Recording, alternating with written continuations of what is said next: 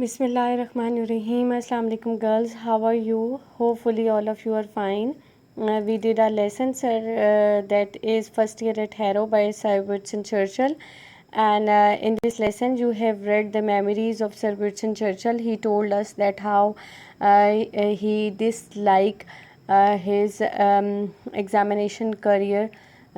Examinations during his academic career, like what were the favorite subject of the Sir Winston Churchill and what were the subjects that he used to hate most, how he got admission in the first at Harrow School, how he was taught English because he was admitted in the lowest of the student list. These were the things that we read in the while reading our text, right? Let's start our text questions from onward, right?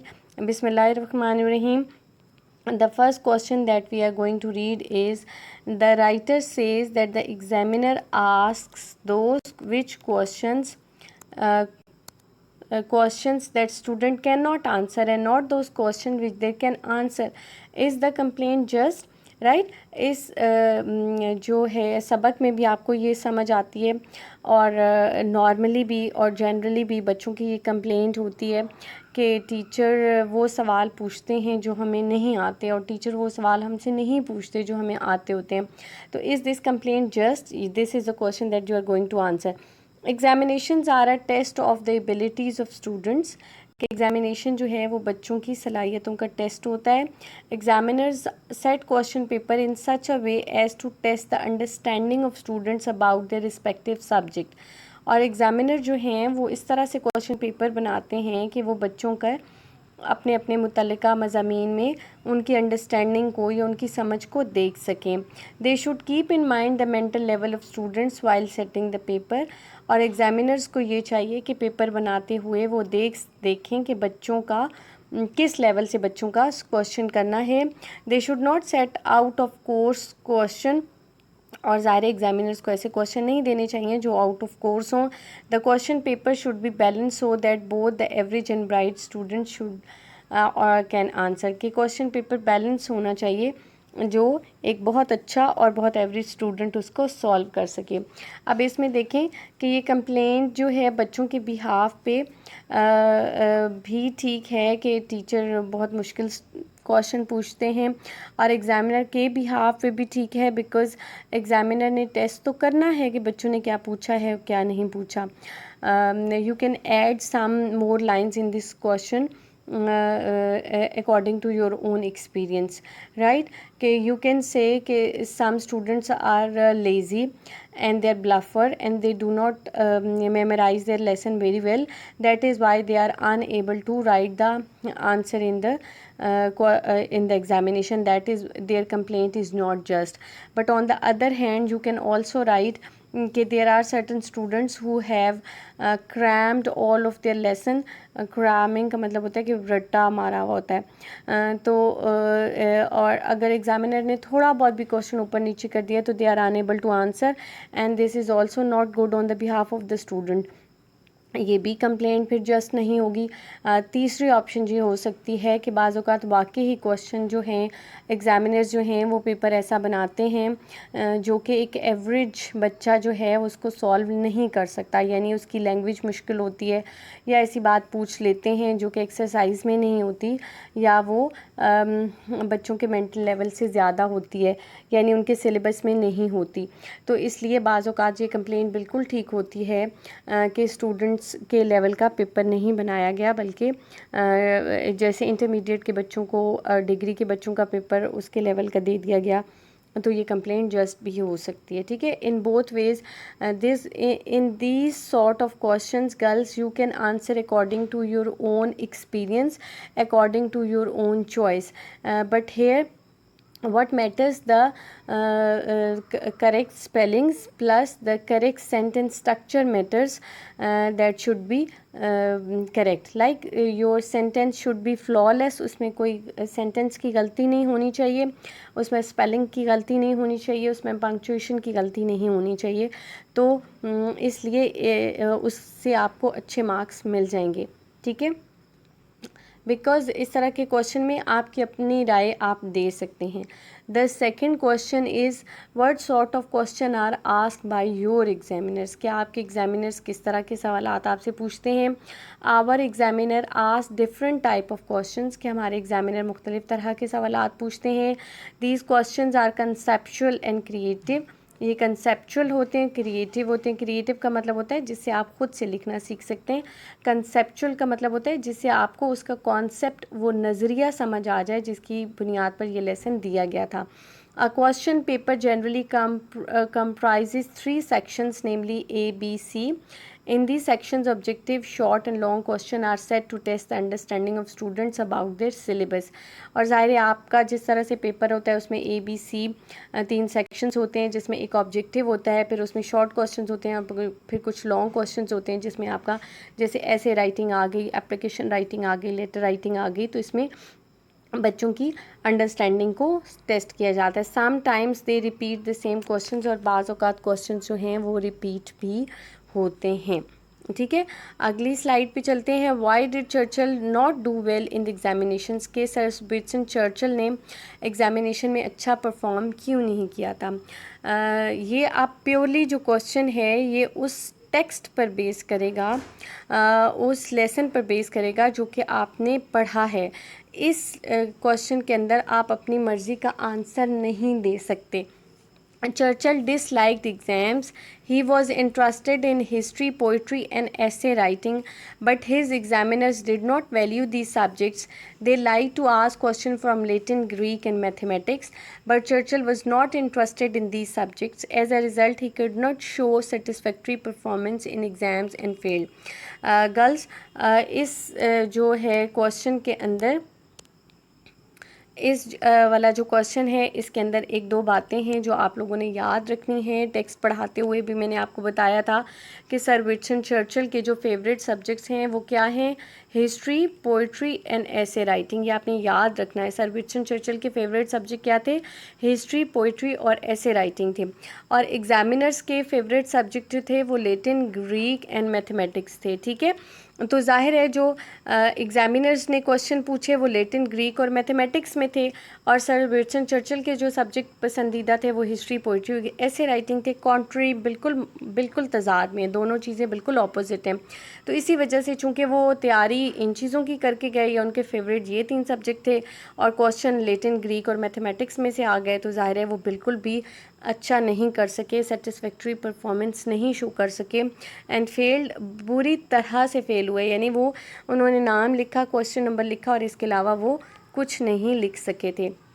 Coming to the next slide, how did he do his Latin paper, कि अपना Latin paper उन्होंने किस तरह से solve किया था। Churchill had to appear for entry test for admission to Harrow school, he was not interested in Latin. उन्होंने Latin entry test के लिए वो हैरो स्कूल के एडमिशन टेस्ट में गए तो सही, लेकिन लैटिन पेपर उनको पसंद नहीं था। लैटिन मतलब लातीनी ज़ुबान का paper. He could not show satisfactory performance in this paper.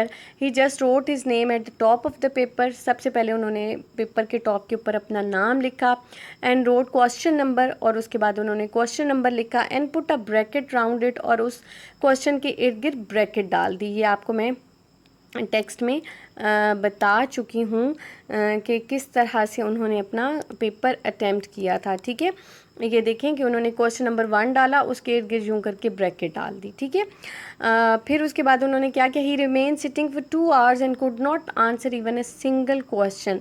2 घंटे तक बैठ के वो इसको, ये जो चीज़ उन्होंने लिखी थी ना क्वेश्चन नंबर 1 उसके इर्द गिर्द ब्रैकेट, 2 घंटे बैठ के वो इसको देखते रहे और वो इसके रेलेवेंट कोई चीज़ नहीं लिख सके। But the head master saw through this ability and gave him admission, लेकिन जाहिर है हेड मास्टर जो थे वो एक बहुत ही अच्छे इंसान थे, और इससे ज़ाहिर ये होता है कि उन्होंने ऑलमोस्ट सारे ही बच्चों को जो एडमिशन टेस्ट के लिए आए थे उन सारों को ही एडमिशन दे दिया था, तो इस वजह से सर विंस्टन चर्चिल को भी एडमिशन मिल गया। अगले क्वेश्चन पे चलते हैं। Churchill was taught English at harrow and not Latin and Greek, was it a gain और लॉस, के सर विंस्टन चर्चिल जो हैं उनको हैरो स्कूल में क्या क्या पढ़ाया गया था, उनको लैटिन और ग्रीक नहीं पढ़ाई गई थी, इसलिए कि वो बहुत ब्रिलियंट स्टूडेंट्स को उस ज़माने में पढ़ाई जाती थी। उनको इंग्लिश पढ़ाई गई थी, और इंग्लिश उस वक्त नालायक बच्चों को पढ़ाई जाती थी। नालायक का मतलब चूँकि उनकी मदर टंग थी, उनकी मादरी ज़ुबान थी, तो उनको बहुत आसान मजमून के तौर पर इंग्लिश पढ़ाई जाती थी। ठीक है। Churchill was considered a duffer because he was weak in Latin and Greek. और चर्चिल बहुत ही स्लो लर्नर, डफर लफ्ज़ आप स्किप भी कर सकते हैं, स्लो लर्नर लगा लें, वो ज़्यादा अच्छा लफ्ज़ लगेगा।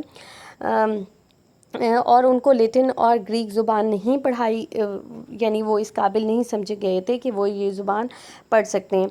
It was decided to teach him only English because he was unable to learn anything valuable.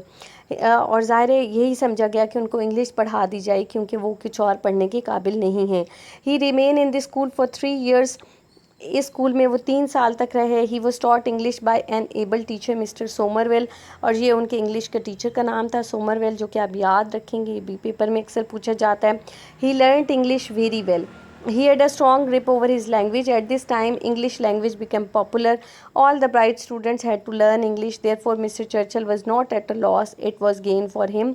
और जाहिर है उस वक्त ज़माना तब्दील हो रहा था, और इंग्लिश से रिलेटेड चीज़ें दुनिया में आगे को निकल रही थी, और लैटिन और ग्रीक से रिलेटेड चीज़ें दुनिया में पीछे को जा रही थी। तो जब वो जॉब यानी इस काबिल हुए कि वो जॉब कर सकें, तो उस वक्त तक इंग्लिश ओवरकम कर चुकी थी दुनिया को, तो उनके लिए इंग्लिश सीखना एक फ़ायदा हुआ। It was a gain for him, और it was not a loss, कि उन्हें नुकसान नहीं हुआ कि उन्होंने इंग्लिश ज़ुबान क्या सीखना उनके लिए नुकसान का बायस नहीं बना। ठीक है, अगली स्लाइड पे चलते हैं। What good did his 3 year stay at harrow do him? His 3 year stay at harrow was useful for him, कि क्या उनका हैरो स्कूल में 3 साल तक एक ही क्लास में पढ़ते रहना उनको फ़ायदा मिला या नहीं? It was a blessing in disguise. Blessing in disguise बच्चों ये ईडियम है, ये भी आपने याद रखना है। आपके क्वेश्चन पेपर में भी बहुत दफ़ा ये ईडियम आता है, blessing in disguise. Blessing in disguise का मतलब होता है छुपी हुई नेमत साबित होना। डिस्गाइज का मतलब होता है जो जैसे बहरूपिये होते हैं ना, अपना अपीयरेंस बदल कर आ जाते हैं, तो नेमत, छुपी हुई नेमत साबित होना। ही वॉज टॉट इंग्लिश लैंग्वेज, उनको इंग्लिश ज़ुबान पढ़ाई गई। He became expert in English, वो बहुत ही एक्सपर्ट हो गए। He could use it correctly and comfortably, और वो ज़ाहिर इंग्लिश को बहुत अच्छे तरीके से समझ गए, उसको बहुत अच्छा इस्तेमाल कर सकते थे। Mister Somervell was an able teacher. Mister Somervell का बार बार जिक्र आ रहा है कि वो बहुत ही अच्छे और बहुत काबिल इंसान थे। His method of teaching was very effective, बहुत ही असर करता था उनका पढ़ाने का तरीका जो था, बहुत यानी बच्चे सीखते थे उससे। Churchill out class brides boys who were learning Latin and Greek, और चर्चिल उन बच्चों से बहुत आगे निकल गया जो ज़हीन बच्चे थे जिन्होंने किसी ज़माने में लातीनी और ग्रीक ज़ुबान सीखी थी, लेकिन जब वो प्रैक्टिकल लाइफ में आए तो उन्हें फिर से इंग्लिश सीखनी पड़ गई। ठीक है, अगले क्वेश्चन पे चलते हैं। In after years how did the knowledge of English stand him in good stead? ठीक है, कि बाद में इंग्लिश का पढ़ा जाना उनके लिए कितना फ़ायदे का बायस हुआ। The knowledge of English language helped him a lot. It was useful and beneficial for him to learn English. English ने उन्हें बहुत फ़ायदा दिया और उनके लिए बहुत फ़ायदेमंद साबित हुई, क्योंकि it was a blessing in disguise, ये छुपी हुई नेमत साबित हुई, that he was taught English language. He became a good writer, वो बहुत अच्छा लिखना शुरू हो गए. ही बिकेम अ पॉलिटिशियन, बहुत अच्छे पॉलिटिशियन बने. एंड मेड इफेक्टिव स्पीचेस, और जाहिर है उनका तबलीग का यानी उसका तरीका बहुत बेहतर था तकरीर करने का. एंड कन्विंस पीपल, और लोगों को बहुत अच्छा वो कन्विंस कर लेते थे, मना लेते थे, कायल कर लेते थे.